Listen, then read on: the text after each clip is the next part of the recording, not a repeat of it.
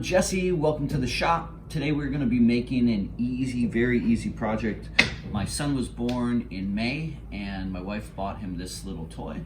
I thought that's cool, but why don't we make it in a bunch of different types of wood? So it's just a bracelet, really simple. This project doesn't take more than an hour or two.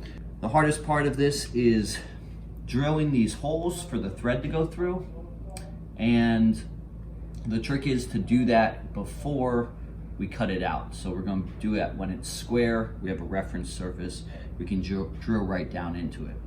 If we were to cut it first and then drill it, we would have to make a jig and drill the hole. It'd be fine, but it's a little bit faster if you do it with when it's square first. So let's get building.